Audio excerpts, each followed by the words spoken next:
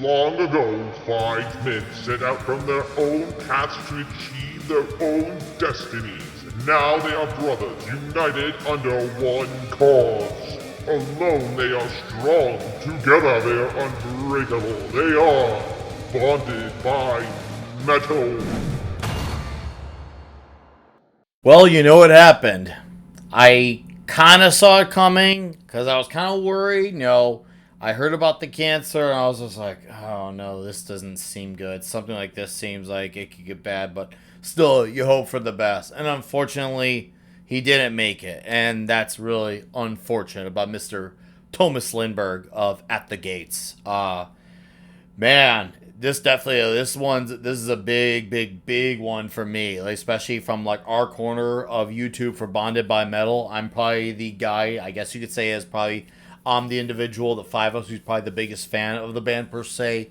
And At the Gates was a big deal for me, like obsession, seriously, if you will. But this cancer, it was very serious, and he was working on an album. I think he even just got done. I can't remember if it was doing demos or recording vocals for the album. I can't remember which one it was, but it just still, I was like, holy crud.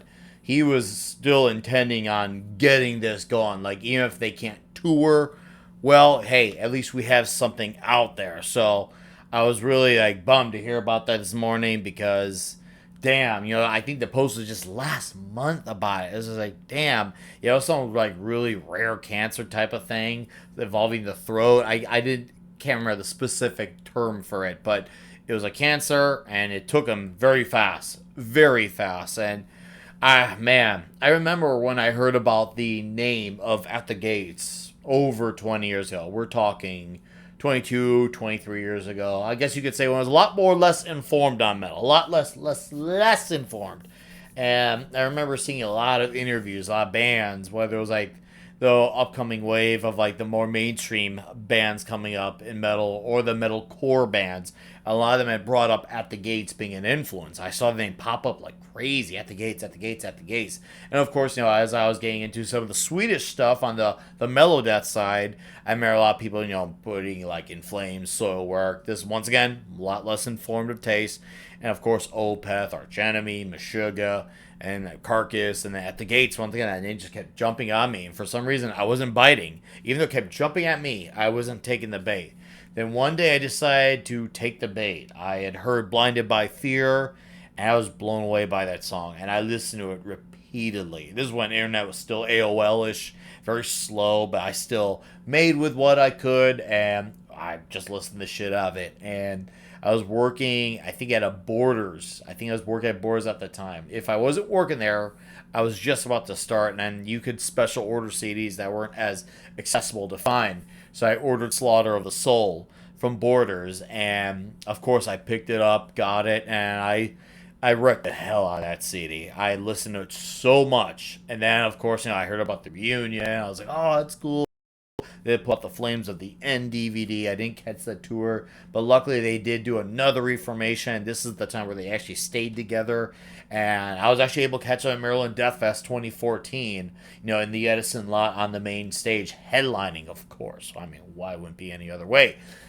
It blew my mind. Absolutely blew my mind. That crowd was crazy. It was passion, and it was just so killer. And of course, eventually I went through the discography backwards, discovered so much other killer stuff, Terminal Spirit Disease, all that killer stuff. And the Flames of the End DVD is a really great thing. Oh, so good. I wasn't as wild about the other albums I followed.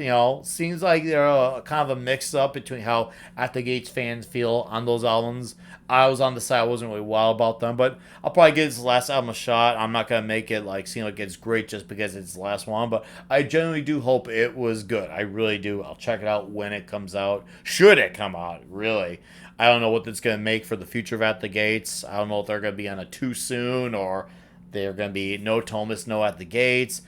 But this isn't just about At the Gates, too. Like, At the Gates, he was in all sorts of bands. He also did like 800 guest appearances, like Darkest Hour. I think he did one for Night Rage. He also had all these other bands. He had Lockup, he did a few albums for. Dysphere, he did some stuff. The Crown, he was in there for like a year or two. So he was all over the place.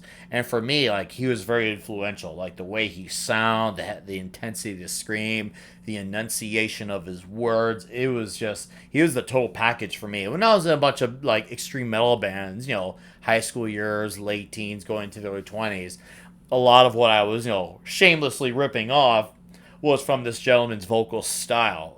The enunciation, the intensity of the scream, that raspy, loud scream. It was just, man, it stood out my ears, and there could never be another, really. If you're discovering this video and you somehow have never listened at the Gates, I would say listen to the first few albums. Start off with Slaughter of the Soul. It's essential listening, not just like in metal, but in music all around.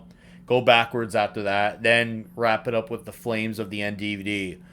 Look up some of his Lockup albums, too, that he sang on. Seriously, like, he was so good.